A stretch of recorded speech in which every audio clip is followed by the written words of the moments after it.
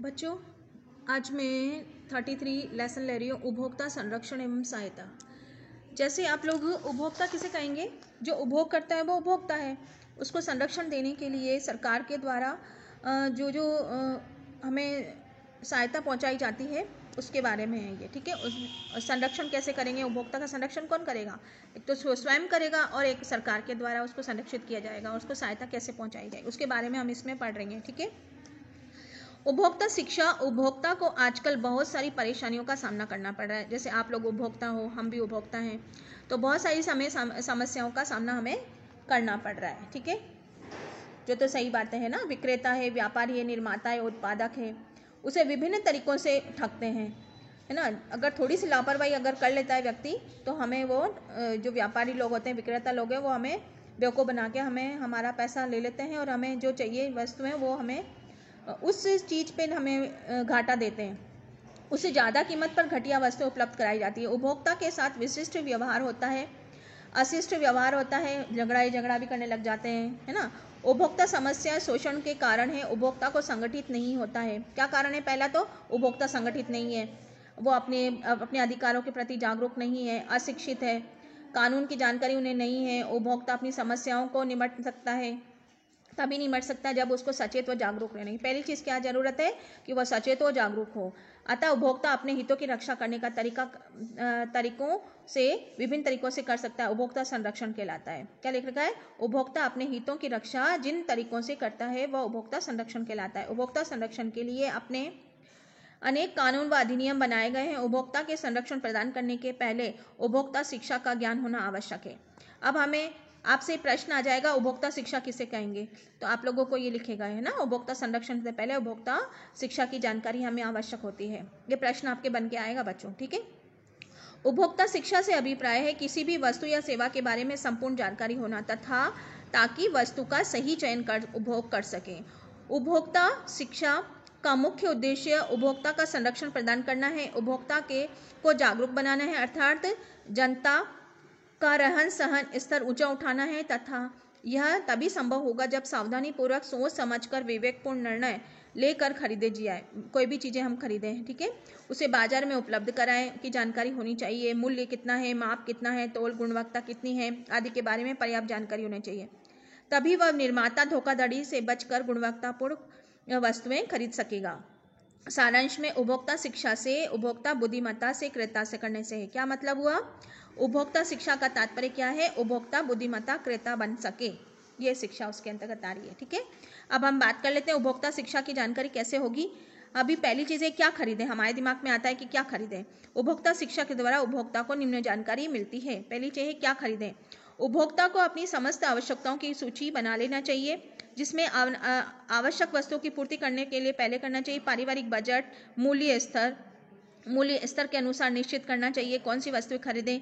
यदि संभव हो तो गुणवत्ता वाली वस्तु ही खरीदें। इसके लिए विभिन्न दुकानों के जाकर वस्तु के मूल्य, गुणवत्ता, मात्रा, उपयोगिता, टिकाऊपन आदि की तुलनात्मक अध्ययन करने के पश्चात निर्णय लेना चाहिए कि वस्तु कहाँ से खरीदी जाए। उपभोक्ता को बाजार में प्रमाणीकृत वस्तु ही खरीदनी चाहिए ताकि सुरक्षित रह सके। वस्तुओं को खरीदने से पहले उपभोक्ता के मस्तिष्क में यह स्पष्ट होना चाहिए कि वह क्या खरीद रहा है, क्यों खरीद रहा है, ठीक है, उसकी उपयोगिता क्या है। मतलब पहली चीज़ क्या आ रही है? क्या खरीदें। हमें जो खरीदना है उसके पहले हर चीज़ की जानकारी बहुत सारी दुकानों पे जाके हमें पता कर लेना चाहिए कि उसकी कहाँ हमें अच्छी चीज़ मिल रही है, हमारे पैसे में कहाँ हम अच्छी चीज़ खरीद पा रहे हैं, ठीक है। दूसरी चीज़ है कहाँ से खरीदें। किसी भी वस्तु को खरीदने से निश्चय करने के बाद उपभोक्ता को निश्चित करना चाहिए कि उसे कहाँ से खरीदना चाहिए। सावधान व जागरूक उपभोक्ता को यह पता होना चाहिए कि इस बाजार से, किस दुकान से, किस उचित दाम से मिलेगी, जिससे समय शक्ति व्यर्थ नहीं जाएगी, ठीक है। सबको ये पता होना चाहिए कि अच्छी चीज़ कहाँ हमें प्राप्त हो सकती है और वहीं से हम जाके खरीदें। अतः उपभोक्ता को बाजार में जब पूरा ज्ञान होना चाहिए। बाजार के चयन करने के बाद उसे दुकान का चयन करना चाहिए जहाँ से वस्तु खरीदनी है। प्राय उपभोक्ता को दूसरी वस्तु के सामान खरीदना चाहिए परिष्कृत, पंजीकृत हो, लाइसेंसधारी हो, संभव हो तो थोक व्यापारी या सरकारी उपभोक्ता भंडार से ही हमें खरीदना चाहिए। साथ ही साथ देख लेना चाहिए कि क्या क्रेता वस्तु देने के बाद आवश्यकता पड़ने पर उस वस्तु को बदल लेगा, सर्विस देगा या नहीं। कई शहरों में तो एक वस्तु को पूरा बाजार होता है, बर्तन बाजार, कपड़ा बाजार। अगर हो सके तो विशिष्ट बाजारों से ही सामान खरीदने चाहिए। चुनाव सावधानी से ही आसानी से हो सकता है, ठीक है। हमें अपनी चीज़ें बहुत सोच समझ के ही खरीदना चाहिए, क्योंकि बच्चों जो हमारा पैसा होता है बहुत कीमती पैसा होता है, ठीक है। अनावश्यक रूप से हम इधर उधर अपने पैसे को बर्बाद नहीं करना चाहिए, इसलिए विवेकपूर्ण ढंग से ही हमें अपनी चीज़ों को खरीदना चाहिए।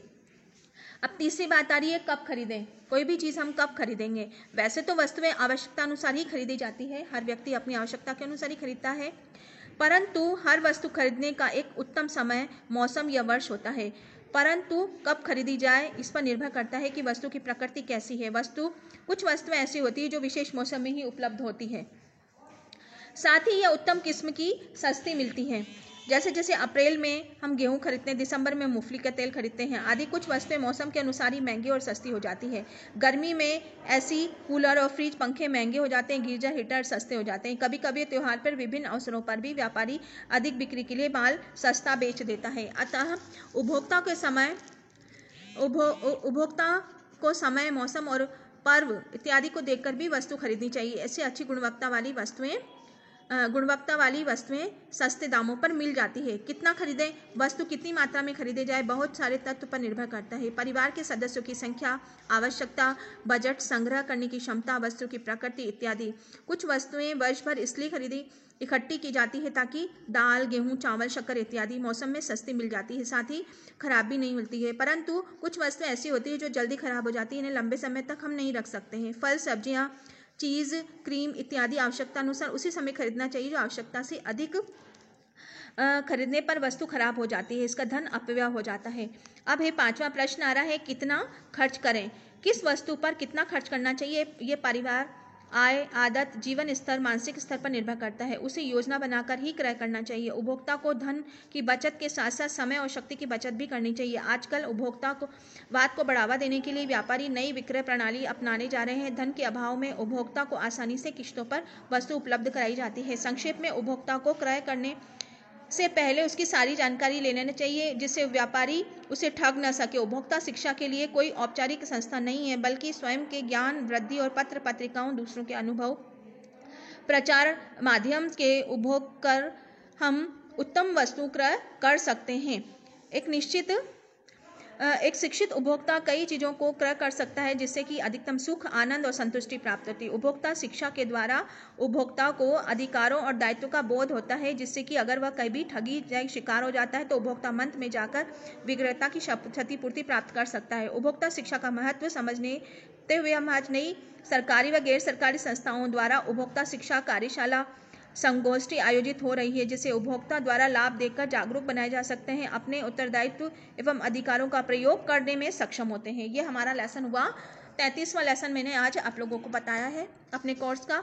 इस वीडियो को आप बच्चों 2 बार अवश्य देखें, ठीक है। उसके बाद आपको नेक्स्ट वीडियो में मैं डाल रही हूँ अपना, ये बड़ा हो जाएगा उपभोक्ता शिक्षा का गुण मैं नेक्स्ट वीडियो में दूंगी आपको, है ना।